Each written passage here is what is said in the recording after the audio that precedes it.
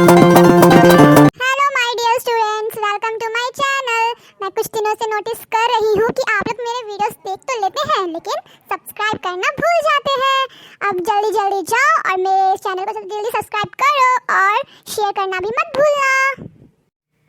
नमस्कार छात्रों। तो छात्रों, मैंने अपने पिछले वीडियो में कुछ प्रश्नों के उत्तर पूछे थे। जिन बच्चों ने उन प्रश्नों के उत्तर दिए हैं उनके नाम हैं तपन मंडल, नमन कुमार, मुकेश, प्रियांशु, प्रिया। तो इन बच्चों ने मेरे प्रश्नों के उत्तर सबसे पहले दिए हैं और मेरे वीडियो को पसंद किया है। इनका बहुत बहुत धन्यवाद। और जो मेरे चैनल पर नए हैं प्लीज़ वे सब्सक्राइब कर दें और लाइक और शेयर भी कर दें। कुछ बच्चे और हैं जिनके नाम लेना चाहूँगी। उन्होंने मेरे वीडियो को बहुत पसंद किया है और कमेंट करके मुझे बताया भी है। वह हैं प्रश्नों के उत्तर भी दिए हैं बीच बीच में इन बच्चों ने। तो उनके नाम हैं भाग्यवंत भोसले। इसने तो सारे प्रश्नों के उत्तर दिए हैं। वेरी गुड बेटा। सिमरन, स्कॉर्पियो, आदि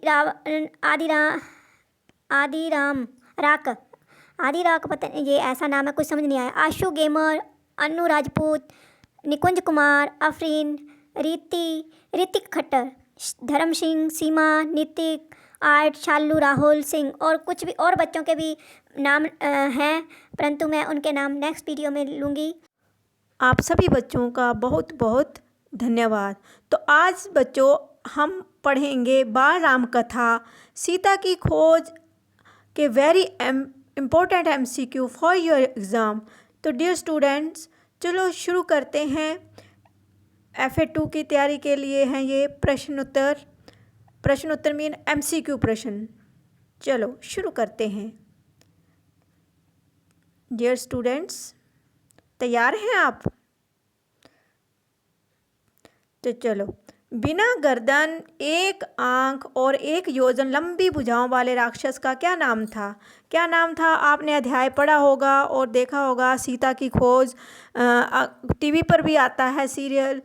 और आप अगर सीरियल देखें, मेरी तो यही राय है, मेरा यही सुझाव है कि आप रामायण देखो और उसको बड़े ध्यान से देखो। आपको ज़िंदगी भर याद रहेंगी बातें। ठीक है बच्चों, देखी हुई चीज़ हमें हमेशा याद रहती है और लेसन ज़रूर पढ़ना है। मैं आपसे बार बार यही कहती हूँ कि अपनी कविता, अपनी पाठ्य पुस्तक को ज़रूर रीडिंग करनी है। वो उसमें सब कुछ दिया हुआ है। तो कुछ MCQ प्रश्न यहाँ करते हैं हम, देखते हैं कितने बच्चे आंसर दे रहे हैं। सही आंसर जिनका होगा मेरे ऑप्शन के अनुसार, आप लोग मेरे उत्तर देने से पहले उत्तर देना और मुझे ज़रूर बताना कमेंट करके कि आपके कितने प्रश्नों के उत्तर ठीक हुए। चलो शुरू करते हैं, टाइम बीता जा रहा है। बिना गर्दन, एक आंख और एक योजन वाली भुजाओं वाले राक्षस का क्या नाम था? सारथी, अंकपन, कबंध, खर। तो कुछ बच्चे जो हैं बोल रहे हैं अंकपन, तो कुछ कबंध भी बोल रहे हैं। जो बच्चे बोल रहे हैं ऑप्शन सी, वे बिल्कुल सही हैं। शाबाश बच्चों। कबंध जो था वह बिना गर्दन, एक आंख और एक योजन लंबी भुजा वाला राक्षस था। रावण सीता को कहाँ ले गया था? जब कुटी से ले गया था तो रावण कहाँ ले गया था सीता को? स्वर्ग, अयोध्या, पाताल, लंका। अब आपने ऑप्शन तो देख लिए हैं, आपने अपना उत्तर भी सिलेक्ट कर लिया होगा। तो देखिए आपका उत्तर मेरे उत्तर से मैच करता है कि नहीं। तो बच्चों रावण जो था सीता को सबसे पहले लंका में ले गया। लंका में जाने के बाद उसको कहाँ रखा था? अंतःपुर में। ठीक है बच्चों, ये भी याद रखना है कि वो लंका तो ले गया था परंतु उसने सबसे पहले कहाँ रखा था? अंतःपुर में। ठीक है। शबरी कौन थी? जल्दी से सोच के आंसर दो। आपके सामने है ऑप्शन: मतंग ऋषि की पुत्री, रावण की बहन, मतंग ऋषि की शिष्या या रावण की दासी। कौन थी शबरी? सोच लिया होगा आपने। कुछ बच्चे रावण की बहन भी बता रहे हैं जिन्होंने लेसन नहीं पढ़ा है, मतंग ऋषि की पुत्री भी बता रहे हैं, मतंग ऋषि की शिष्या भी, और रावण की दासी तो नहीं है। तो जिनका आंसर है मतंग ऋषि की शिष्या। वह बहुत शाबाश बच्चों, सही है। सुग्रीव कहा करते थे, ओ सॉरी बच्चों, मेरे से रॉन्ग पड़ गया। सुग्रीव कहाँ रहते थे? विंध्याचल पर्वत पर, ऋष्यमुख पर्वत पर, हिमालय पर्वत पर, गोदावरी नदी के तट पर। कहाँ पर रहते थे सुग्रीव? ऋष्यमुख पर्वत पर। शाबाश। जटायुराज कौन था? जटायुराज कौन था? शबरी का भाई, रावण का मंत्री, पक्षीराज, एक चील। कौन था जटायु? कुछ बच्चों का आंसर आ रहा है, जिन्होंने लेसन अच्छे से पढ़ा है वह तुरंत आंसर कर देते हैं। तो बच्चों जटायु जो था एक पक्षीराज था। सीता की याद में राम किस नदी के पास गए थे? जब सीता को उठाकर रावण ले गया था तो उसकी याद में राम जो थे कौन सी नदी के पास गए थे? क्योंकि वह सीता की खोज में कभी पत्तों से बातें कर रहे थे, कभी पेड़ों से बातें कर रहे थे।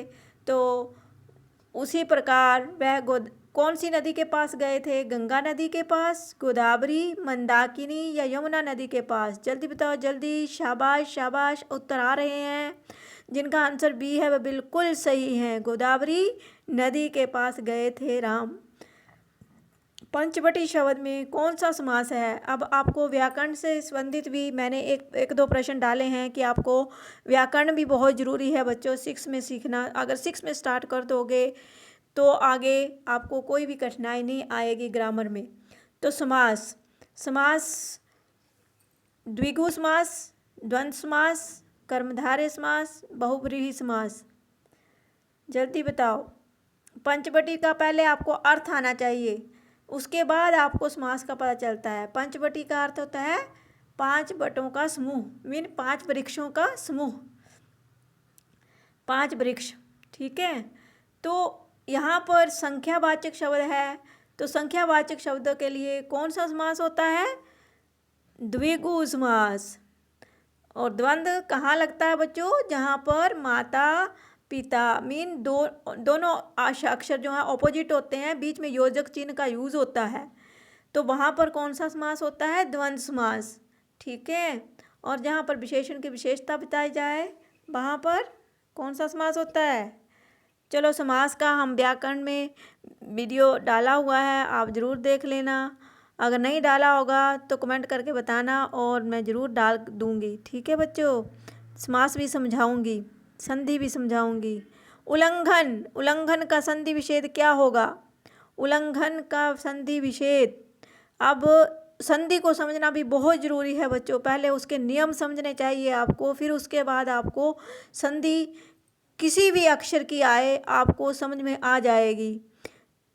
तो इसका भी मैंने वीडियो अभी बनाना है, बहुत कुछ करना है मुझे। आपके इसी प्रकार लाइक कमेंट और सब्सक्राइब आते रहे तो मैं बहुत जल्दी ही ग्रामर भी पूरा कर समझाने वाली हूँ।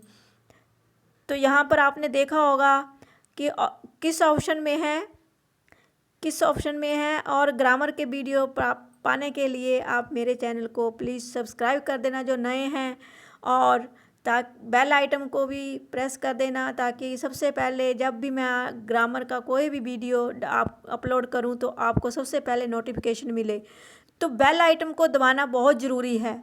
इससे क्या होता है कि आपको जो है जब भी मैं वीडियो डालती हूं तो तुरंत आपको नोटिफिकेशन मिल जाता है। ठीक है। सबसे पहले तो बताओ, आपने देख लिए होंगे ऑप्शन। उत प्लस लंघन होता है, प्लस को हिंदी में धन बोलते हैं। उत धन लंघन, उल धन लंघन, या उल हलंत वाला प्लस धन लंघन, या उल धन घन।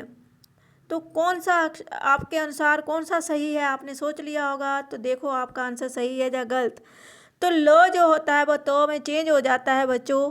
तो यहाँ पर उत प्लस लंघन, ए ऑप्शन जो कह रहे हैं वह बिल्कुल सही है। किसकी माया राम और लक्ष्मण को कुटिया से दूर ले गई थी। किसकी माया ले गई थी राम और लक्ष्मण को कुटिया से दूर? दूषण, शूर्पणखा, मारीच, कवंद। किस मायावी की माया ले गई थी खींच कर राम और लक्ष्मण को कुटिया से दूर? सभी बच्चों का आंसर बिल्कुल सही है, मारीच की।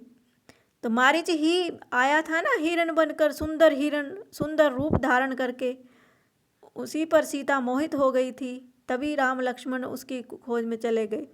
कवंद ने राम से क्या अनुरोध किया? कवंद ने क्या अनुरोध किया था राम जी से कि अपने अंतिम संस्कार का, या राम के साथ चलने का, या रावण को लाने का, या उपयुक्त में से कोई नहीं? जल्दी, जिन्होंने पाठ को अच्छे से समझा है वे तुरंत आंसर दे देते हैं। शाबाश बच्चों, इसी प्रकार मेरे साथ बने रहिए और चैनल को जो नए हैं वह सब्सक्राइब ज़रूर कर देना और बेल आइटम दबा देना ताकि सबसे पहले आपको मेरे अगले वीडियो का नोटिफिकेशन मिल सके। ठीक है बच्चों, तो ये है आपका आंसर ए। अपने अंतिम संस्कार का कवंद ने राम से अनुरोध किया था कि आप भी मेरा अंतिम संस्कार करेंगे। शबरी ने राम को किसके पास जाने की सलाह दी? किसके पास जाने की सलाह दी थी शबरी ने? बाली के पास, सुग्रीव के पास, हनुमान के पास, या उपरोक्त में से कोई नहीं? जल्दी बताओ, जल्दी। शाबाश शाबाश। तो ये भी आंसर काफ़ी बच्चे सही दे रहे हैं, सुग्रीव के पास जाने की सलाह दी थी। हिरणों के झुंड ने सिर उठाकर क्या इशारा किया? क्या इशारा किया था, या किस दिशा की ओर? ऐसे भी आ सकता है प्रश्न कि किस दिशा की ओर इशारा किया था हिरणों ने, जो आसमान की ओर सिर उठाकर? तो उन्होंने पूर्व दिशा की ओर, या पश्चिम दिशा की ओर, या दक्षिण दिशा की ओर, या उत्तर दिशा की ओर? जल्दी से अपना आंसर। तो दक्षिण दिशा की ओर बच्चों। हिरणों के झुंड ने आसमान की ओर सिर उठाकर इशारा किया था, उस तरफ भाग गए थे क्योंकि सीता की खोज में निकले थे ना राम, तो उनको हिरणों का झुंड भी मिला। सभी उनका सहयोग दे रहे थे, साथ दे रहे थे, बता रहे थे। जिन्होंने देखा था सीता को रावण उठा के लेके जाते हुए, तो सभी अपना अपना इशारा दे रहे थे। ठीक है बच्चों। लक्ष्मण को कुटी छोड़कर अपनी ओर आते देखकर राम का व्यवहार कैसा था? अब राम तो ये प्रश्न जो पहले होना था, बट सॉरी मैंने लास्ट में रख दिया। तो कि लक्ष्मण को कुटी छोड़कर अपनी ओर आते देखकर राम का व्यवहार कैसा था? राम खुश हुए थे जब लक्ष्मण उनके पास आए थे? राम दुखी हुए थे, या राम क्रोधित हुए थे, या उपरोक्त में से कोई नहीं? क्या व्यवहार था, क्या प्रतिक्रिया थी लक्ष्मण के प्रति राम की? तो राम जो थे बहुत क्रोधित हुए थे कि आप सीता को अकेली छोड़कर क्यों आ गए, है ना? तो क्रोधित हो रहे थे ना, क्योंकि उन्होंने उनकी सीता की रक्षा के लिए छोड़ा था। उन्होंने बोला भी था कि कोई भी मायावी धारी जो है आवाज़ निकाल सकते हैं, तो ऐसा हो सकता है, परंतु सीता मान ही नहीं रही थी। वो भी लक्ष्मण जी को गुस्सा कर रही थी, बेचारे नहीं भी जाना चाहते थे, परंतु उन्होंने तरह तरह की बातें सुनाई और उसके बावजूद लक्ष्मण जी को राम की सहायता के लिए जाना पड़ा था। ठीक है बच्चों, तो ये थे कुछ राम सीता की खोज के MCQ प्रश्न। और नेक्स्ट वीडियो में अगर मैं डालूँगी तो इसका दूसरे क्वेश्चन आपको चाहिए तो बता देना कमेंट करके कि शॉर्ट आंसर क्वेश्चन भी चाहिए, तो मैं ज़रूर डालूँगी। जितने ज़्यादा कमेंट आएंगे मैं उतने ज़्यादा प्रश्नों के उत्तर आपको वीडियो में डाल कर देंगी। ठीक है बच्चों, थैंक्स फॉर वॉचिंग।